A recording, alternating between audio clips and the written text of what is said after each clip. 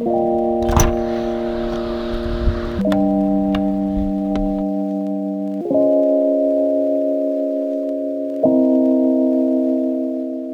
cranking, wieners?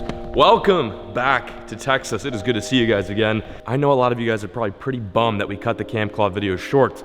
Don't worry, we will be back up there. There was just a lot that I needed to take care of here in Texas, and also another destination, another trip in a little series that we're gonna be filming. I've been back for a couple of days. As you can see, I've already turned my barn into another garage sale. It was clean when I left, but when I came back, that was the first thing I needed to do is to tear this whole barn apart. I'm actually right now in the process of working on the tracker. We still have the tracker. I've yet to sell this thing because we need it for one more derby. A little foreshadowing for you guys. I'm in the process of installing this ludicrous graph. Take a look at this. This is the most insane graph mount I've ever seen. So I got this graph actually, what, 2 days ago, I think? It's a 12-inch Garmin Echo Map. I got this enormous stand for it. It's completely unnecessary, but I wanted it so bad because, as you probably know, I've been trying to get more into Panoptics using that feature with the Garmin graphs, or at least some of the Garmin graphs. And when you're using Panoptics, you're constantly looking at your graph and your neck is bent over, and I'm kind of a pansy, so it hurts my neck. And it's honestly sometimes hard to hone in on certain targets, so I got this raised graph. It looks so stupid, I know, but I want to try it out. I've heard some good things about these graph mounts, and we're gonna give it a shot. So I just installed this. It's a bit wobbly, but we will get that fixed. Just, you know, a few of the kinks. I'm also in the process of installing the graph that was originally in the front, which is a 10-inch. And I'm probably gonna put it somewhere like right around here, right where that ram ball is, if you guys can see that. I mean, yeah, she's pretty messy, to say the least. Also got a new net too, because I lost my other one. So we have that going on. Oh, nice. Perks of being gone for about 2 months in Texas is you come back to little surprises like that. I haven't been in the barn much, but I'm finding new little secrets everywhere. A couple dead mice, you know, some hornet's nests, just the ordinary stuff that you get when you live out in the middle of make-bum nowhere. Look at him. Where are you going? Does he have a nest over here? You guys see him? Oh, Jesus. Oh yeah, look at that. There's a nest right there. There's another one. See that little brown thing? Oh, nice. That's spectacular. That's absolutely wonderful. I don't know, do those things sting? I'm pretty sure they do sting. They might not. They look ferocious. It's one of those bugs that definitely probably looks scarier than it actually is, but I don't want them in my barn regardless. I don't want bugs in my barn, even though I've got quite a few. This is like a bug sanctuary. I always love it when I find like wildlife in my barn. Like that one time I had a raccoon that decided to go in my barn. They've got probably 10,000 acres of wilderness, and somehow they find their way into my my barn. I don't get that. I don't understand animals sometimes. Anyway, let's move on to the real point of today's video. Today's mission is to introduce some new fish to the pond. As you probably know, the pond has been sitting idle for the past almost 2 months, most of June and half of July. So we need to refresh that pond, put some more bait in there, put some more fish in there, get things livened up. I did just check it out a couple days ago. Not only is the pond at 100% pool, but the water is clean. Somehow we now have vegetation growing in the pond. It looks like some sort of coontail, I think. And there's just baby bass fry everywhere. I'm thinking that the bass that we put in the pond earlier this year actually successfully spawned because we had such a good rain. And then now we've got little tiny like 1 to 2 inch baby bass swimming freely. So sick. I'm gonna go down and show you guys right now. The reason why I'm in the barn is because it's windy as all hell. Texas is being classic Texas, 100 degrees and 20-mile-per-hour winds. We're gonna go down there right now and I'm gonna show you guys how the pond has progressed, what it looks like. And after we do that, we're gonna take the old Lund and we're gonna drop it in, see if we can catch some fish to replenish the pond. Maybe some bait, maybe some more bass, maybe bigger bass, maybe a couple of crappie, a couple of bluegill. Anything that we catch that looks good, we're gonna drop it in the pond tonight. So we've got a couple hours to kill. I figured to film a video for y'all. So anyway, let's head down to the pond, stick with it, stay tuned, and let's go have a day.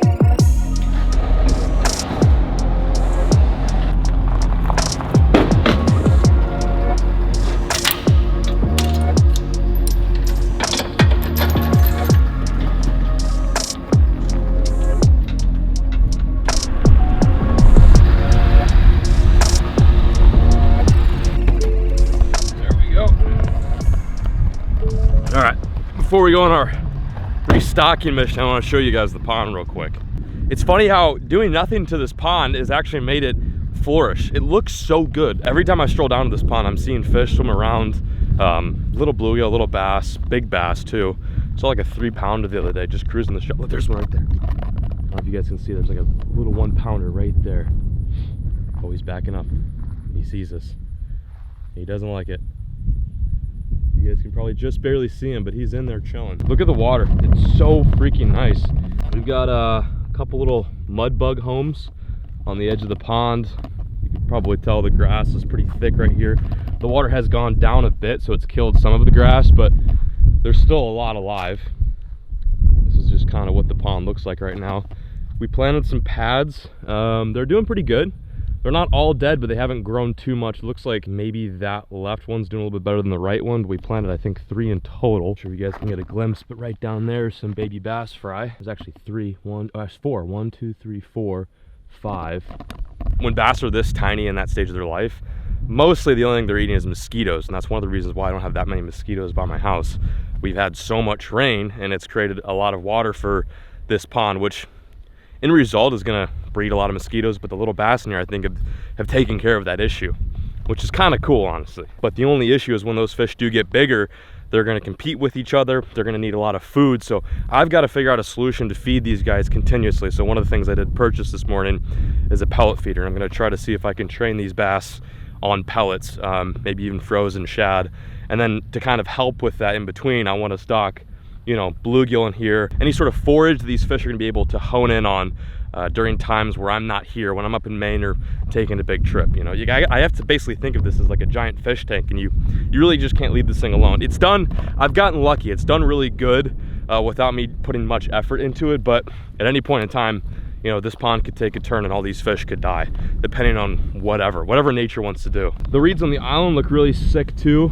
You can see the original water line, it has gone down by about 1 foot, but in all, the water looks really nice. I think our deepest point is out there, and it's roughly like 9 to 8 foot. So it is good that we did build the pond deep, because it has been hot, and I think a lot of the bigger fish have been, you know, going at the very bottom where a lot of that cooler water is. And I have to assume at night, those fish use that opportunity to come up shallow, they feed, they roam around, they get in their exercise per se, and then they go back down once sun rises. Although the pond is looking absolutely stellar, we still have a lot left to go. Like I said, I want to put a fish feeder in here. I did purchase a solar aerator the other day, and I need to still install that. It's probably something that we'll do this week, is install that. And then once that fish feeder comes in, we'll also set that up as well. I also need to stock some different species in here. Just having bass and bluegill is boring. I want to try to figure out some other species that would do good in a pond that is this shallow and small, but that also we can enjoy in the videos. So yeah, maybe crappie. I don't know, we might catch some crappie today. I'm not really sure what lives in this lake. All I know is there are bass and bluegill. So we need to get some new species in this pond. We need to get some more forage and food for these guys, and that's exactly what we're gonna do today. Basically just taking this one thing at a time. First, let's get some more stocker fish and some bait fish, and then maybe tomorrow we'll work on that solar panel. Anyway, let's get on with the day. Go catch some fish for our new pond, and then maybe get them some food on the side. Meet you guys at the pond.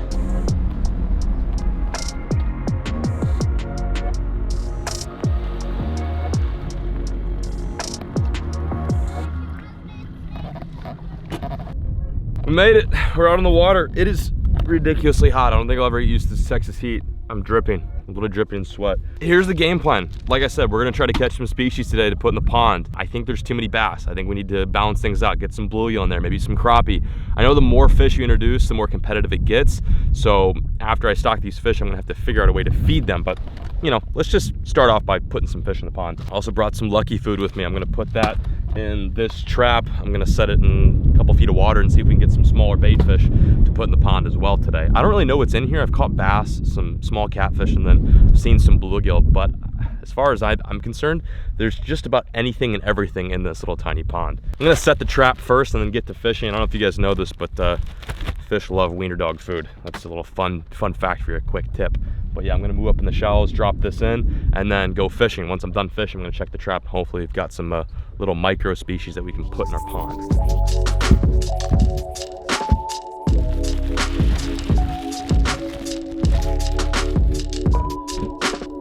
All right, down she goes. There's actually some bait and fish down there right now, so I'm gonna get this thing in the zone. And there she goes. I've just tied it off to that little water bottle right there. While I'm giving it the old dangle, I'm just gonna let that thing marinate. See if maybe we can get some some little fish as a bycatch. Oh wow, I should probably stop talking. There's a lot of fish down there. This is nice because we'll be catching fish while we're also trying to chase some bigger ones. Kind of increases our chances today of getting some fish in that pond. And another note, check this out. Look at all the fish that are down here. This pond seems pretty active. Not as much grass here as I remember, but fish are out and about. I wonder if it's the overcast that's got them fired up, but there are so many fish. I don't know what they are, crappie, bass, bluegill, but they're literally everywhere. Look at that. They're all over the grass. Let's not waste another moment, see if we can crank them. Gotta apply some SPF 400 before we get today kicked off. Being up in Maine, I'm not used to this Texas sun. What's the trick? How do you put sunscreen on without getting your fucking eyeballs and your lungs? The one trick I have figured out is getting burnt, even with sunscreen on. I'm getting my panfish rod rigged up right now. Just gonna throw a little soft plastic on this. Might even catch some bass with this technique as well. Just a little tiny grub with an underspin. One of my favorite little bluegill crappie setups. There's so much going on down there. Tons of bait. I'm seeing so many fish. I just don't know what they are. Probably mostly bluegill, but probably I have to assume some bass mixed in as well. I'm not really sure. Gonna find out though, that's for sure.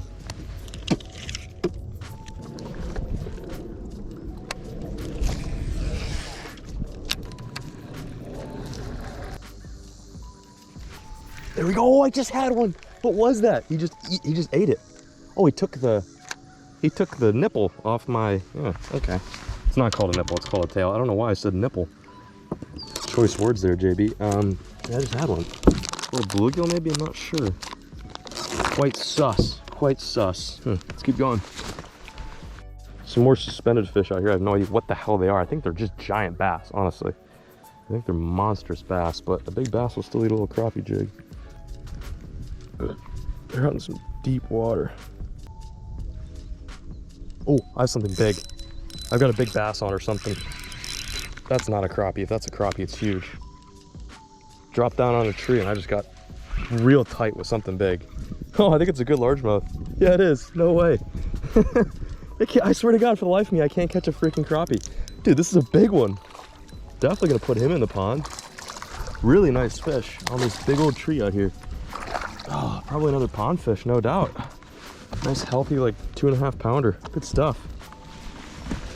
See you, buddy. Well, that was interesting. Thought it was a crappie. See if I can get back down there. I'm still on top of the tree. See if I can get another one. There's a lot of largemouth on this tree. Holy moly. A lot of largemouth. Just my luck. I'm trying to catch a crappie, and somehow I catch a bass. Big one too, man. A nice fish. For a little crappie jig, you can't complain. There's a hump with some largies on it. That looks promising. Right on top of them. Right on top of the ass. Oh, some big bass down there, brother. Some humongous bass down there. Oh, he just ate it. That was cool. Really threw it right in front of his face and he crushed it. That's not a bad one. Decent little largemouth. Drop shot in the dart. A lot of what these fish are eating right now are shad, so instead of throwing a worm or like a little Ned rig like I was up in Maine, I'm just trying to focus on something that looks very similar to what they're eating down there. That specifically being a shadley. I was like ripping it like a freaking hair jig and he just whammed it. He's like, I'm gonna get that. Let me get that. Again, not very big, not the size nor the species we're after, but if we do get a big largemouth today, maybe more sizable than the one that we have in the box, we'll definitely bring them to the pond. See, Elroy? That was cool. Oh my God, look at these ones. A lot. There we go. Come on. Crushed me. Deep cranking in 18 feet of water. Yeah, little micro bass. What's up, Jimmy? What do you think was gonna happen? Do you think you're really gonna eat a shad? No way, not you. You're not that guy, bub. Found a little school largemouth here. Tried to get on some crappie and they like weren't reacting right. Like I literally found them. I found a whole school of them out here and not a single one wanted it. It's very confusing. I don't really know what the hell the deal was there, but they refused to eat. Found a nice little school largemouth. I just don't know if they want to eat, honestly. Oh, this one's looking at it. Come on, Baba, Kimit.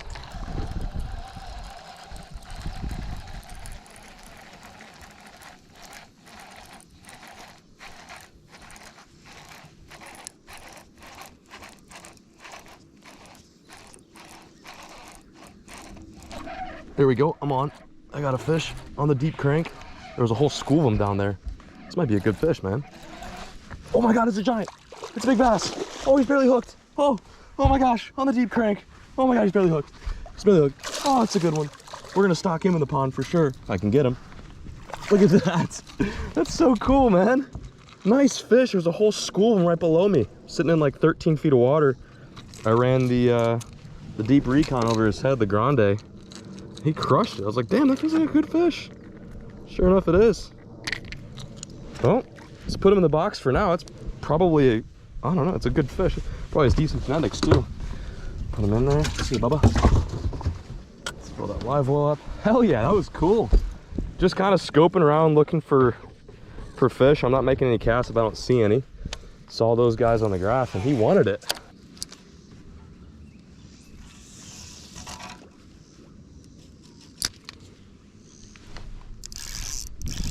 There's a good one. Nice little largemouth. Saw him on the Panoptics, got him on a drop shot dart. That's pretty cool. Don't think he's the size we want, but it's cool to get a bit. It's cool to get a bite. Yeah, old drop shot dart. There's a whole cluster of them down there, just schooled up on this little hump. Thought they were crappie at first, and then wasn't getting any bites on the little crappie jig, so I threw in the drop shot, and boom, there she is. Future 10-pounder. Thanks, Jimbo. That's my first Texas drop shot fish of the year. It's pretty wild. Pretty good stuff. Looks like there's a couple more down there too.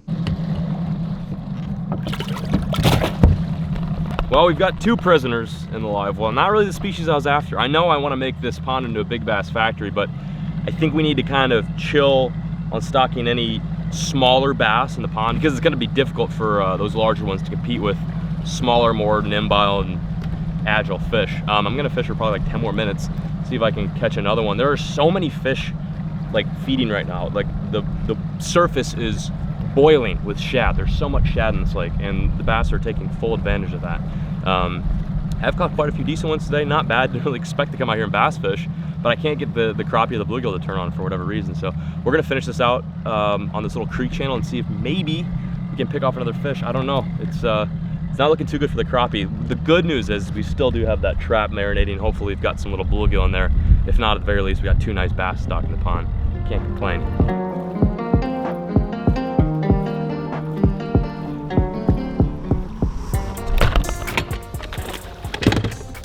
Getting something a little bit diverse other than just freaking bass today.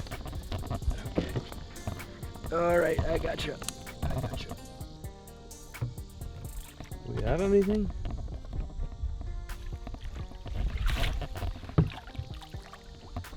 Nothing.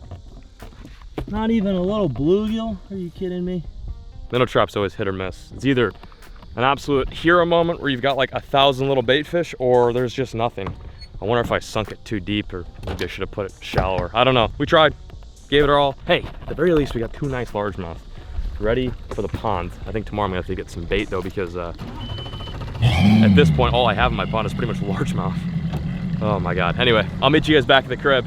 Let's go stock these puppies.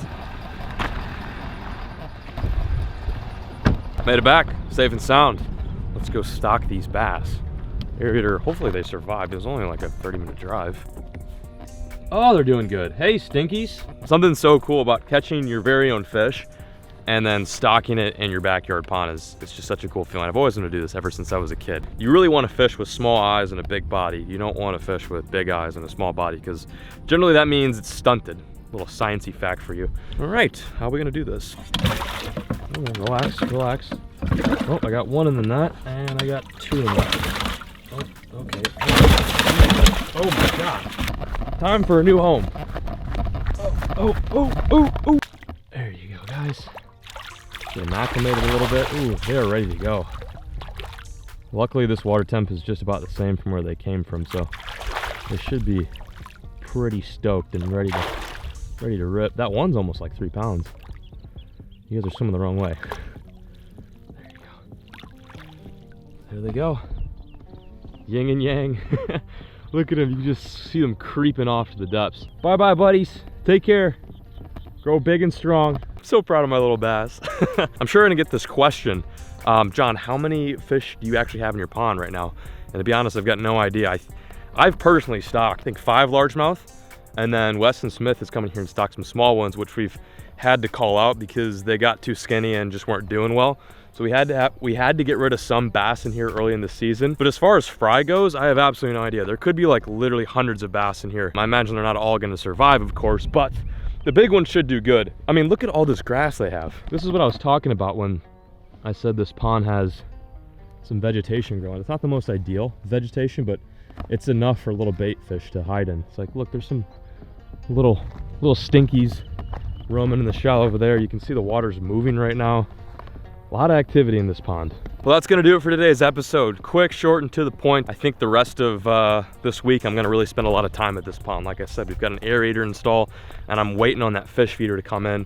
Might even do some other projects around the pond too. It looks kind of barren. I would love to see some more rocks, even kind of above the water line as well, just so it looks nice. And this pond is 100% ready to go for people to come down here and fish and have a good time. I think it'd be kind of neat too to build like a gazebo somewhere, put a little girl out here, just kind of make this little pond more than a pond, an actual experience where you can come out here and fish and just have a good time, roast some brats, drink some White Claws, and enjoy the Texas vibes. But anyway, I'm peacing out, signing out. Thank you all so much for watching today's video. It's so good to be back in Texas.